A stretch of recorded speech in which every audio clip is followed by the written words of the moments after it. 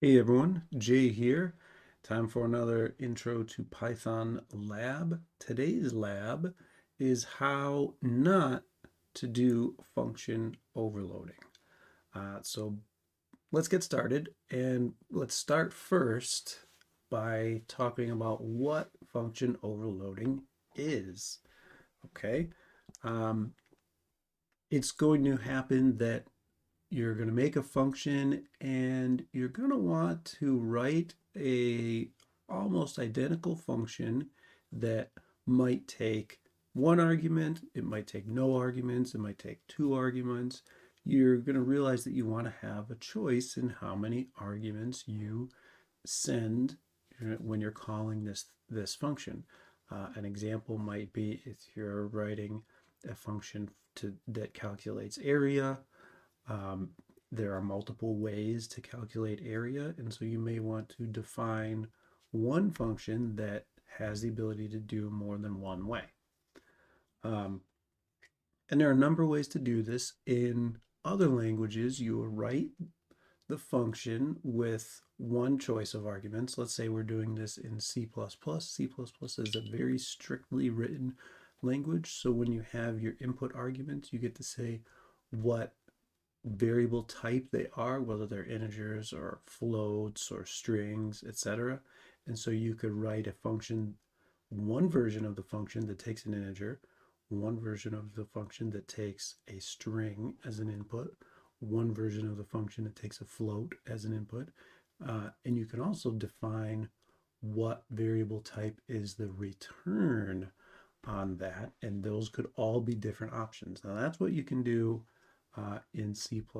Things are a little different in Python, and let's show you how this example here would be kind of the way that we do it in like a C++, and this does not work in Python. Okay, so my first overload function, and I'm calling it overload because that's the example. You can call it whatever you like.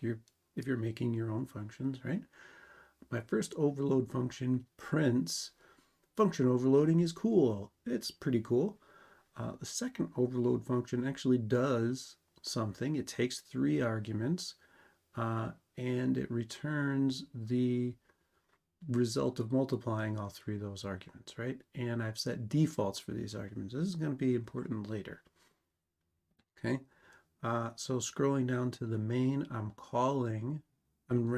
printing a string, and I'm calling the overload function with three arguments, two arguments, and three arguments again. Okay. Now, actually, I should probably call it with no arguments to really illuminate, and to really show. All right, overload with no arguments. Overload with no arguments. Okay, no arguments, two arguments, three arguments. Let's put these in order, huh? My copy and paste is all over the place. There we go. Zero arguments, two arguments, three arguments, and three arguments again. Okay, and if I run this, this first one is never going to get called. This first overload function ain't ever going to happen. And the reason is, unlike C++, when in Python, when you define a function and then you define a function again, you're overriding the previous function definition. So I could define this function 100,000 times if I wanted to. If I did, I would have 99,999 functions that were wiped out, and only one, the last one, would be good. Now, this is very rarely useful where you define a function and then later you want to change what that function does. That's not a really good practice of doing, of something to do, but you can do it.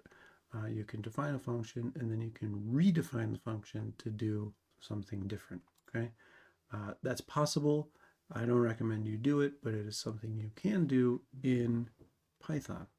So what we're doing here is this function, this first one, is going to get blown away. The second one is going to take over, and when I run this, you're going to see that only the second one ever actually gets executed. So I'll go ahead, let me clear my output, run this, and bring my output up into the screen, and you'll see overloading with no arguments. That first one actually did return the 1 times 1 times 1 equals 1. It did not print function overloading is cool. Did not do that. Okay, and even if I change this to return the string function overloading is cool, clear my output, run this again, no change. Okay, this first one is never going to happen because I immediately overwritten it. Okay, so that's this lab exercise, is to do function overloading the wrong way. Okay, if you know how to do it the wrong way, you can avoid doing it the wrong way. Okay, and that's going to do it for this lab. Again, thanks for watching, and I'll see you next time.